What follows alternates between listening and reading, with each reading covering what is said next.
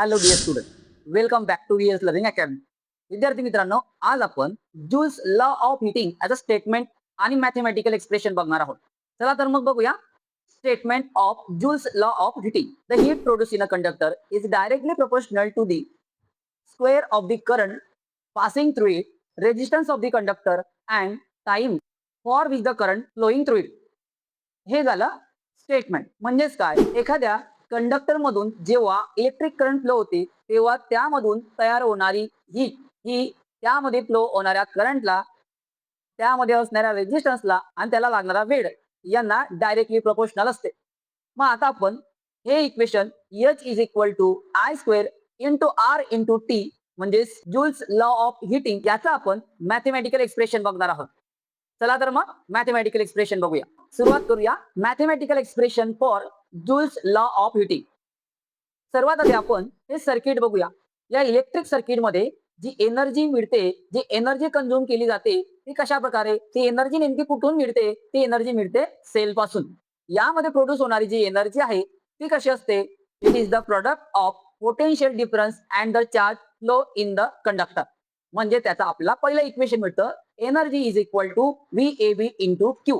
VAB म्हणजेच या resistance point A आणि बी मध्ये आहे आणि त्याचा आपल्याला पोटेन्शियल डिफरन्स कन्सिडर करायचा आहे. म्हणून potential difference V but between the point A and B, therefore they are indicated as VAB. Therefore energy is equal to VAB into Q.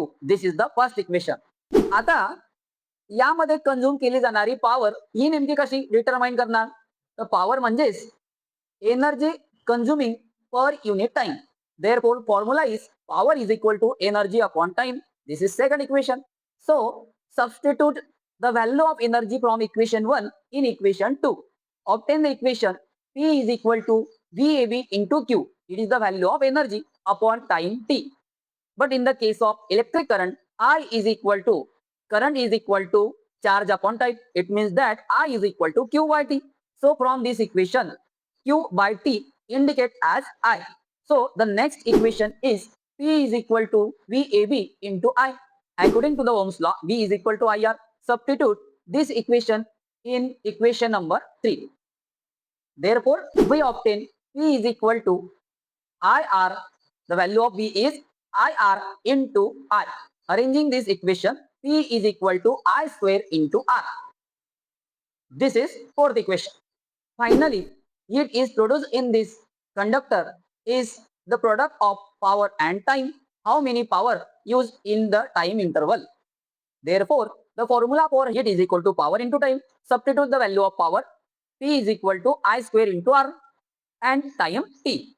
So we obtain the final equation H is equal to I square into R into t.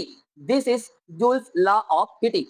अशाच प्रकारे joules law of heating complete होतो. विद्यार्थी मित्रांनो, mathematical expression आणि joules law of हीटिंगचे statement तुम्हाला समजले असेल, video आवडला असेल तर VS लर्निंग अकॅडमी या युट्यूब चॅनलला सबस्क्राईब करा, लाईक करा आणि कमेंट करा तुम्हाला डिफिकल्ट वाटणाऱ्या कन्सेप्टचे नेम, की जेणेकरून मी त्याच्यावर नेक्स्ट व्हिडिओ तयार करेल. Thank you for watching.